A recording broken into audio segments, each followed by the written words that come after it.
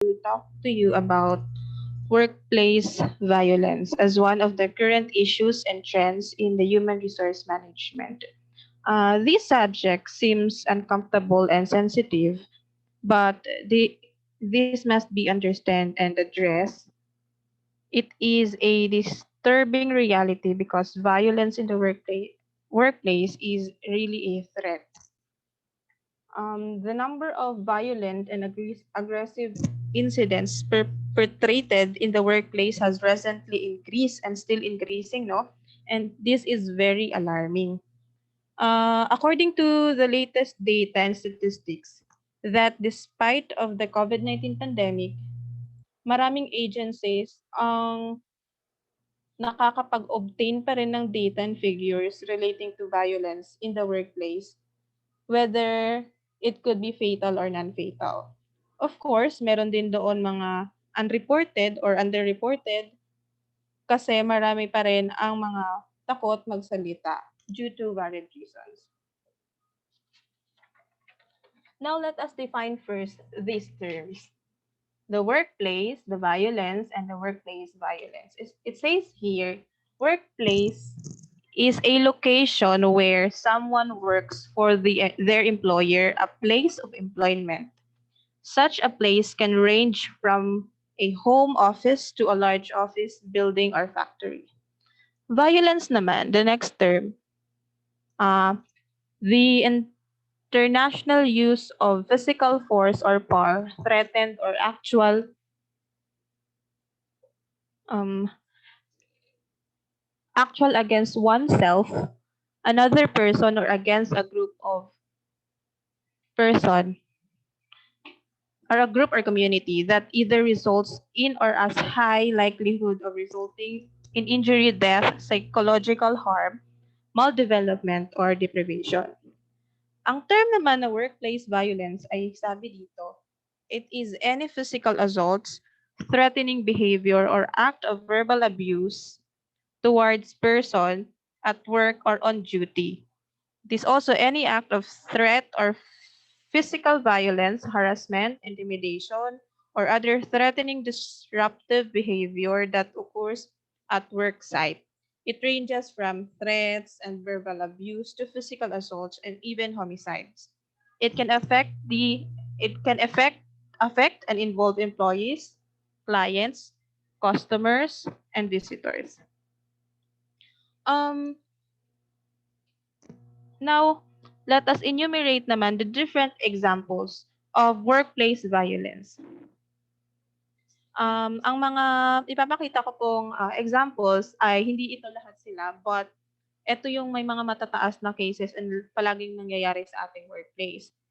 May iba't ibang klase ng workplace violence. It can be discriminatory, personal, physical, paggamit ng power, pwede rin psychological, pwede rin online, retaliation or revenge, and sexual harassment. Now, let us discuss this one isa-isa. Verbal abuse. Verbal abuse is swearing, insults, or hurtful language, paggamit nun, yung mga rumors, kasama din pala dyan yung mga pranks, no? Yung mga arguments. Etong verbal abuse seems unharmful or non-fatal, pero in a subtle way, isa na pala siyang a form ng workplace violence. Also, we have sexual harassment. Sexual harassment is very critical at marami ang naitalang kaso nito. Mostly, ang victims ng sexual harassment ay mga kababaihan at ang mga nabibilang sa LGBT community. May mga cases din sa mga lalaki pero hindi ganon kalaki.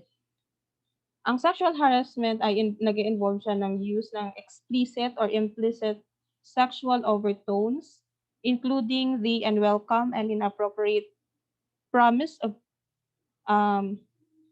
rewards in exchange of sexual favors. Sexual harassment also is illegal. Siyempre, no? Laws surrounding sexual harassment generally do not prohibit simple teasing, offhand comments, sexual jokes, kasama na yon, or unwanted and repetitive gestures of affection. Next, we have cyberbullying. Ito, palaging palagi ito or matataas ang cases ng cyberbullying sa ating workplace harassment. Ang technology is very helpful and it offers convenience and speed and it has user-friendly interface. However, may downside din ang technology in a form of cyberbullying. Isang example ng cyberbullying ay ang pag-sharing ng humiliating things about the victim by mass email or mass chats or yung pag-made fun in social media. Also, yung pag-spread ng kasinungalingan and chismis sa social media. Kasama din dito yung pag-harass or pag-send ng mga harassing instant messages or text messages. Diyan nag-under sa cyberbullying. Next, we have unfavorable assignment. Unfavorable assignment naman, this can means being assigned often in the graveyard shift, paborito ka, branch transfer that is far from your residence. Pero let us also remember that management has the prerogative to do this and it can also be done legally. We also have threats and blackmails. It is a criminal offense that involves the use of force, a threat, to compel another person in providing money or property or using of force or threats to compel public officials to perform or neglect an official act or duty. We also have that indirect subordination. Yung indirect subordination naman is like that you are tasked to head, example, a Christmas party, and then walang umattend. So, yun yung isang klase ng ng indirect subordination. Next is sabotage. Sabotage, ito yung isang grupo nag-conspire or isang mga employee na gumawa ng isang bagay na magko-cause ng iyong failure or magiging sa tingin ng iba magiging masama ka. Next is the physical assaults.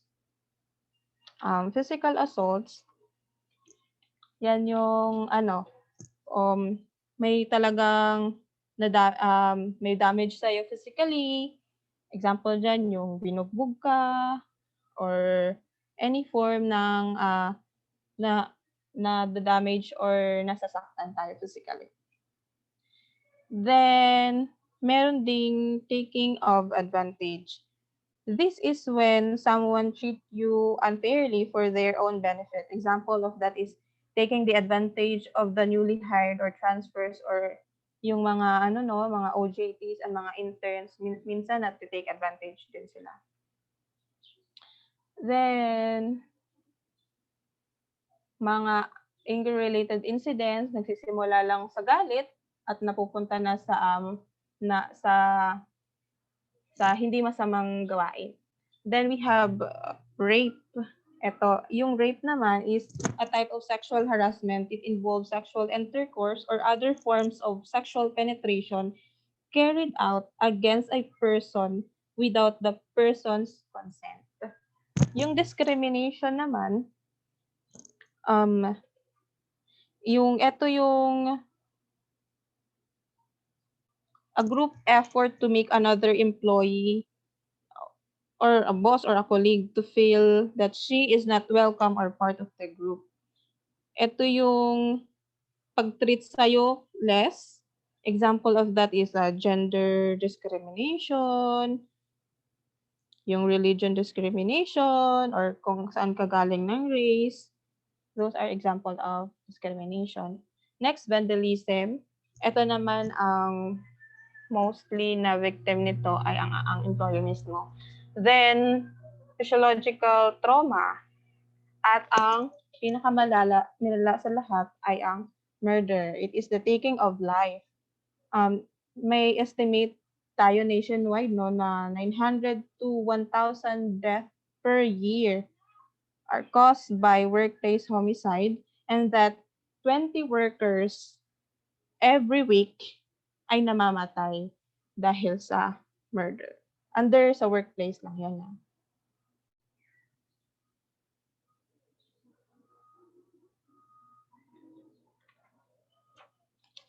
Now, let us discuss naman yung typology ng workplace violence. Workplace violence can be broken down into 4 categories. According to the studies, about 2 million workers report violence incidents each year. But the actual number of incidents, katulad nga ng sinabi ko kanina, is talagang mas higher pa kasi marami ang mga unreported kasi takot mostly ang mga taong magsalita. The first type of workplace violence is the criminal intent. In this kind of violent incident, the perpetrator has no legitimate relationship to the business and its employees. This type of violence is usually incidental to another crime, such as robbery, shoplifting, or trespassing. And also, example of that is the act of terrorism, nagpo-fall dun sa category na to. Next type is the customer and client. When the violent person has legitimate relationship with the business, example is that is the customer to client, patient, student, or intimate. And example dyan yung may isang client na naging violent siya while being served in the business, doon siya nagpo-fall na category. Next is the worker to worker. Ito, the perpetrator or type 3 violence is an employee or past employee of the business office who attacks or threatens another employee or past employee in the workplace. The last type is the personal relationship. The perpetrator in these cases usually does not have a relationship with the intended victim. This category includes victims of domestic violence who are assaulted or threatened while at work. All forms of workplace violence are on the rise. HR professionals are reporting that their organization has experienced some form of workplace violence incidents. Now, let us tackle naman the elements of workplace harassment and who are likely the instigator of workplace harassment.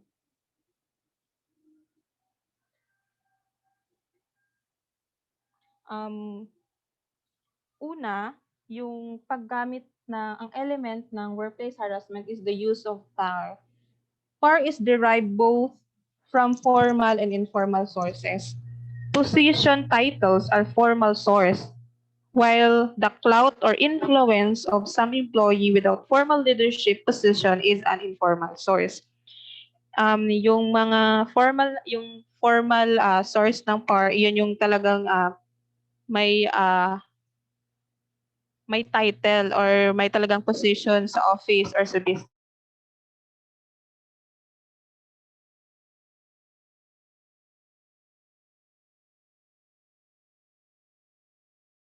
Ang ganun. May mga ganun talaga tayo na na katrabaho minsan.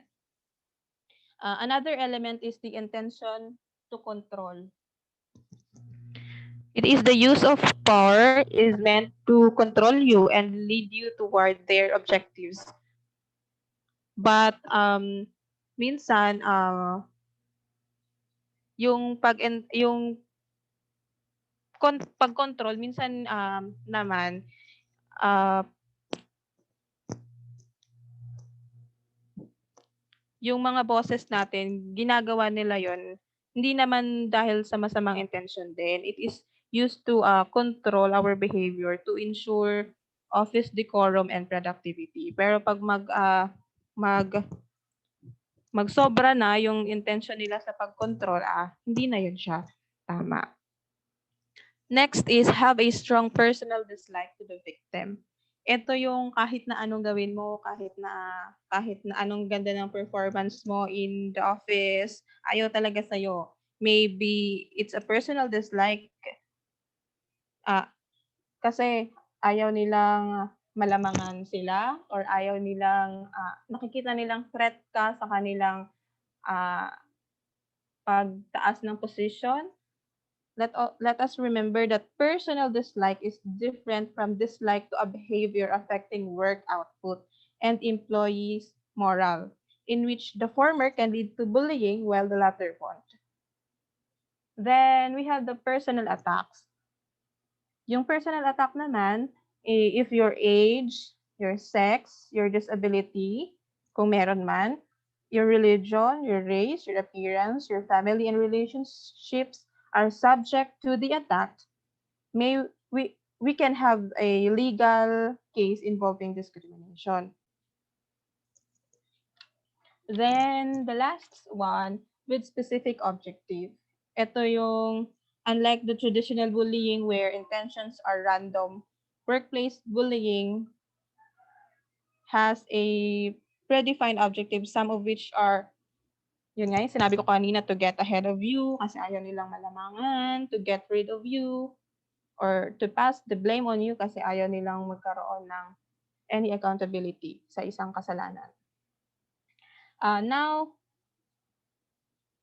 tignan naman natin, sino yung mga instigator ng workplace harassment? It could be our bosses, it could be the subordinates, or yung mga kahit sinong employee. Or ang employee na tenured na o yung mga mostly are senior na sa trabaho. Pero not all, hindi natin linalahat. Una, yung mga bosses. Bosses are usually the suspect of workplace bullying because organically, they have the first two elements. Yun nga yung power at saka yung control. But the actions of the boss cannot be considered bullying or harassment if it is meant to correct a wrong behavior or to increase the productivity of the team. Kaya if we have a boss or we have a leader na nagko-correct sa atin, we should be thankful for that, no? Next is the subordinates. Subordinates can be, pwede rin sila yung mga instigator ng harassment in the workplace. They are, dahil sa, minsan, pag sila yung binubuli ng boss, pinapasa nila yun sa mga subordinates nila or sa mas mga nakakababa ng ranggo sa kanila. Minsan naman, pwede yung mga employees who are tenured na. Example dito ay, kasi sabi dito, employees who are tenured are likely to hold influence over the rest. Tenured employees are also resistant to change, plus they have the illusion that they're untouchable either because they have access to the top management or they believe that removing them is costly. So who are their victims? It could be the new transferred employee, the new employee, or any employees. Lastly naman, yung pwede rin pala tayong maging instigator ng workplace harassment. Sa simpleng decision natin to make a wrong move or choice natin, pwede tayo ang maging instigator ng workplace harassment. And sino ang ating magiging victim? Pwede din yung ating mga employees natin. So, paano natin maiiwasan ang harassment sa ating workplace? Let us speak up for our rights, sa ating safety and para sa ating health. Let us end the culture of silence because violence is not and should not be in our workplace. Thank you.